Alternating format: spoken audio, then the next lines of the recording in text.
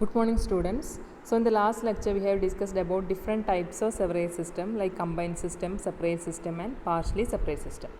And before designing the sewerage system, it is necessary to know the quantity of sewage which will flow through that sewerage system. Okay, and the estimation of wastewater quantity should be accurate, otherwise it may cause overflow problems and it may increase the cost of sewerage system. That is, if we roughly calculate the quantity of wastewater and that value, that is the estimated value, is less than that of the actual value, what will happen? We will design a sewer having diameter which is less than that of the required one, and it will cause overflow problems. Okay, and in another case, if we estimate the wastewater quantity which is more than that of the actual one, what will happen? We will design a sewer having larger diameter, and it will increase the cost of sewerage system. So we have to design sewer such that the amount of or the quantity of wastewater should be accurate. Okay, so here we can discuss about estimation of wastewater quantity. So before going to estimate the wastewater quantity, we can discuss about two types of wastewater discharge, that is dry weather flow and wet weather flow. And dry weather flow means it is a type of flow which always available throughout the year. That is, it is the summation of domestic supply and industrial supply. That is, dry weather flow means there will not be stormwater flow. Okay, so dry weather flow is the sum of domestic sewage and industrial sewage, and there will not be stormwater sewage. That is dry weather flow. And wet weather flow means it consists of combination of dry weather flow and stormwater flow. So in wet weather flow there will be domestic sewage, industrial sewage and stormwater sewage. That is wet weather flow. It is generally estimated when combined sewerage system has adopted. In that case, in combined sewerage system there will be dry weather flow and stormwater flow. So in combined sewerage system we have to calculate wet weather flow. Next, before going to the quantity of sanitary sewage, we can discuss about the factors which are affecting dry weather flow. So the factors affecting dry weather flow are rate of water supply, area served, population growth and groundwater infiltration. So first one, rate of water supply.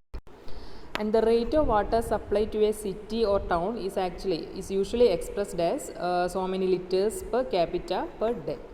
Okay, and this can be taken from office of the waterworks department. That is, the rate of water supply can be taken from that particular office, and this water is not supplied at a constant rate to the public, but it fluctuates. There is variation in the water supply rate. Okay, and these fluctuations may be seasonal, daily and hourly, as we can discuss later.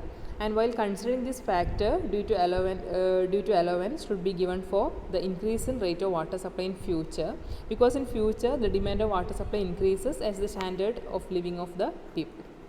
That is, the rate of water supply will vary year to year, and quantity of sanitary sewage is 75 to 80% of the total quantity of water supplied. That is a rough estimation of sanitary sewage quantity.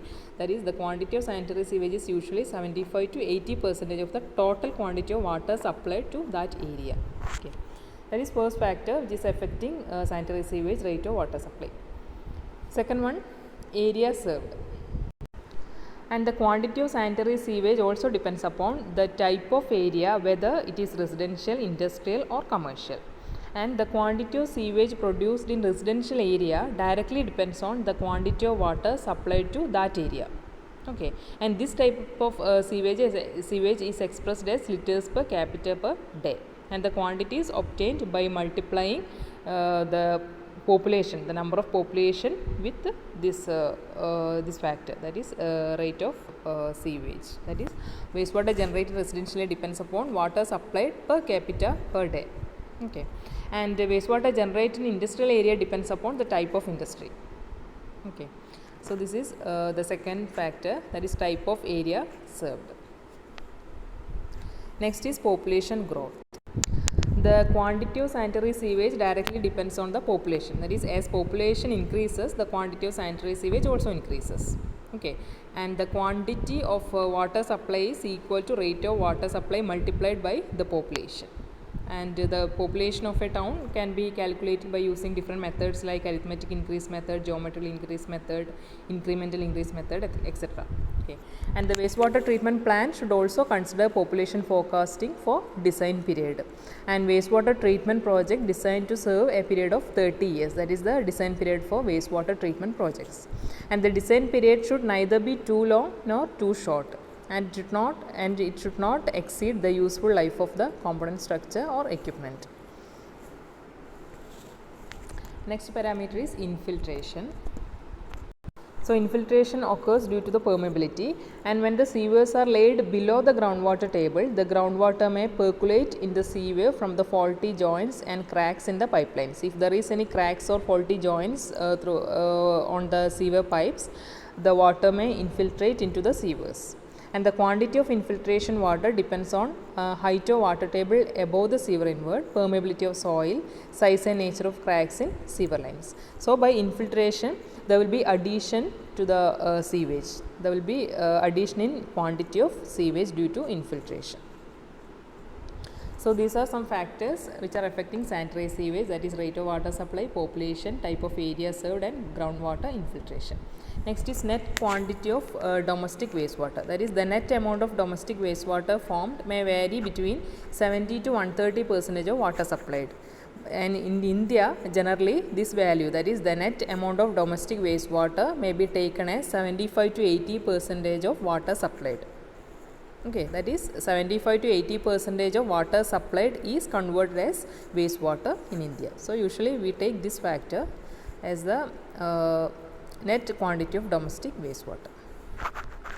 Next is quantity estimation of sewage, and for calculating the quantity of sewage, the input components are the water discharged from households, then industrial effluents if discharged into sewers, and used water discharged from various public places like schools, cinemas, hotels, commercial complexes, etc.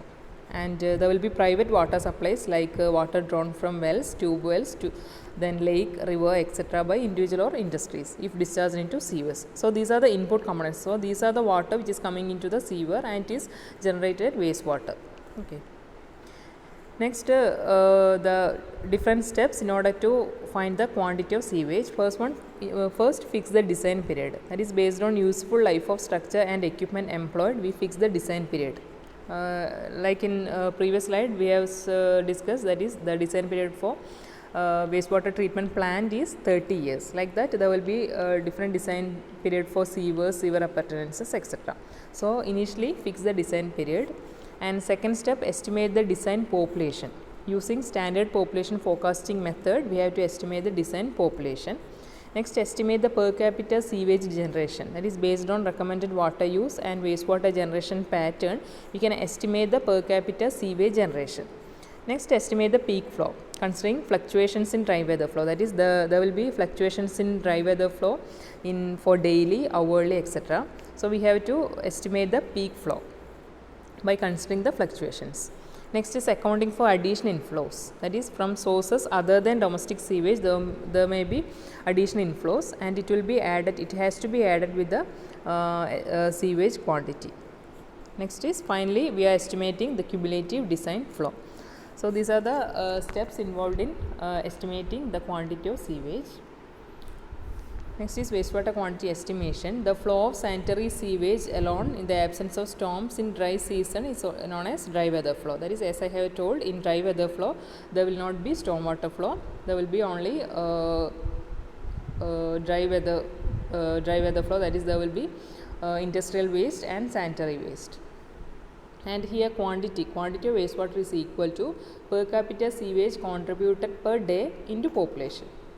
Likewise, we are calculating the quantity of sewage, that is quantity of sewage is equal to per capita sewage contributed per day into number of population, okay, population of that region. And sanitary sewage is mostly the spent water of the community draining into the sewer system. And it has been observed that a small portion of spent water is lost in evaporation, seepage in ground, leakage, etc. So, the water which is spent, that is the water which is entered into that community, or the water which is supplied to that area is not completely transferred into the wastewater. So because there will be loss like evaporation, seepage in ground, leakage, etc. So usually 80% of the water supply may be expected to reach the seaways. So we are taking, in India we are taking the amount of wastewater as 75 to 80% of that of water supplied to that area. Okay. Then so design period means this quantity should be worked out with the due provision for the estimated requirements of the future. So for we have to give some design period for different types of appurtenances. The future period for which provision is made in the water supply scheme is known as design period. It is suggested that the construction of sewage treatment plant may be carried out in phase with an initial design period ranging from 5 to 10 years, excluding the construction period. Okay. And this table shows design period of sewerage components. That is, for example, for sewage treatment plant it is 15, and for effluent disposal it is 30 years, and pumping mains 30 years. Like that, there is different design period for different types of sewerage components. And next is population forecasting method. That is, as I have told, there are various methods for estimating future population, and the particular method to be adopted for a particular case or for a particular city depends on the factors discussed in the previous step. And different methods for calculating the population are arithmetic increase method, geometric increase method, incremental increase method, decreasing rate of growth method, simple graphical method, comparative graphical method, ratio method, and logistic curve method. And these all methods that you have studied in your water supply engineering, that is in environmental engineering 1. Okay. And here we will directly get the population number of population, and we will multiply the number of population with the sewage rate. That is, quantity is equal to per capita sewage contributed per day into population. So in order to estimate, or in order to calculate the population, there are different methods that you have studied in your water supply engineering. Okay. Next is the variation in sewage flow. That is, the generation of wastewater from the residential, commercial and industrial area is a function of time, and the water consumption is not uniform throughout the day. Thus, this wastewater generation is also vary hour to hour. Okay. For example, the consumption of water in summer is more than that in winter or rainy season. That is, there will be change in use of water from time to time or from hour to hour. So we have to consider that change also. These fluctuations in dry weather flow.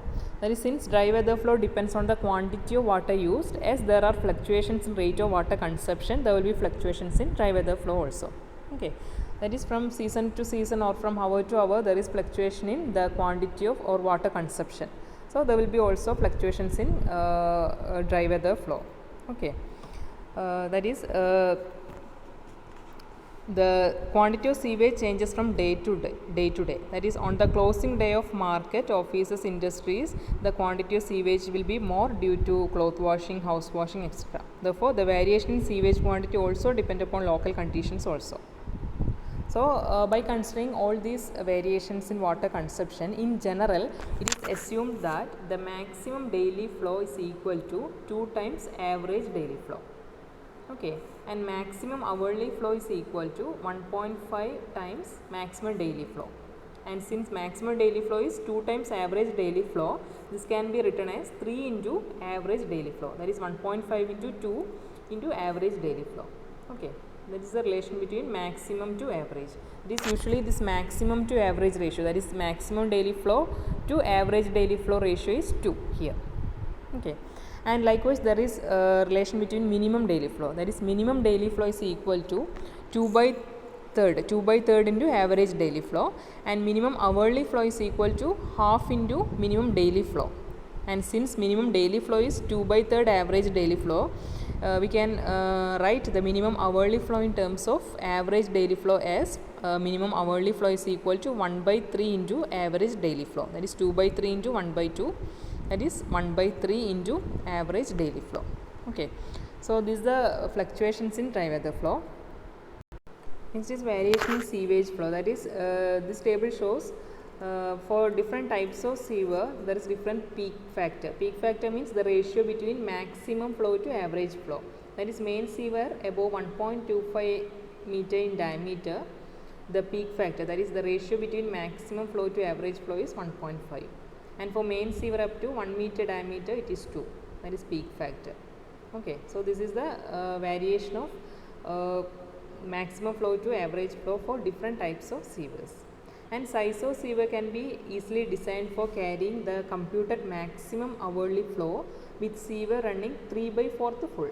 Sewer is not running full usually, and sewer is usually designed for running 3/4 full. Okay, and the size of sewer can be easily designed for carrying the computed maximum hourly flow. Okay. So this is about sewage quantity. That is quantity of sanitary sewage. So in the next class we can discuss about quantity of stormwater sewage. Thank you.